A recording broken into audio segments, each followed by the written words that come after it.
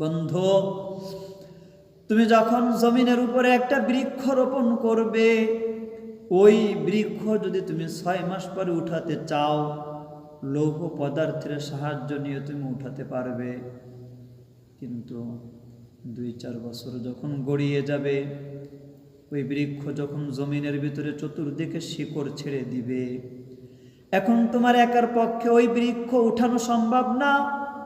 অনেক লৌহ পদার্থের মাধ্যমে প্রত্যেকটা শিকড় কেটে কেটে টুকরো টুকরো করে এরপরে তোমাকে ওই গাছ উঠাতে হবে। ঠিক এরকমভাবে তোমার অন্তরটা যখন আখিরাতকে বাদ দিয়ে দুনিয়ার ভিতরে শিকড় বসিয়ে দিবে। আজকে একটা ভবন করেছো, ভবনের মহাব্বত তোমার হৃদয়ের ভিতরে ঢুকে গেছে।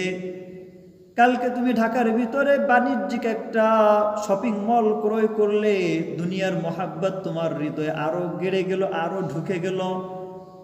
এক পর্যায়ে যখন তোমার অন্তর দুনিয়ার মোহে, দুনিয়ার লোভ লালসার মায়ার পিছনে ছুটে চলছে, এখন রব্বে কারিম তিনি বলতেছেন, আয় আয় আয় আয় আয় বান্দা, আমার দিকে ফিরে আয়। আর তোমার নজর তো ওই যে দুনিয়ার দিকে, এজন্য তুমি আর ফিরে আসতে পারছো না। আর আল্লাহ বলেন, ইয়া আইয়ুহাল ইনসান মা গররাকা বিরব্বিকাল কারীম, ও আমার সৃষ্টি মানুষ, কোন জিনিস তোর দয়াময় রবের ব্যাপারে তোকে ধোঁকা দিল।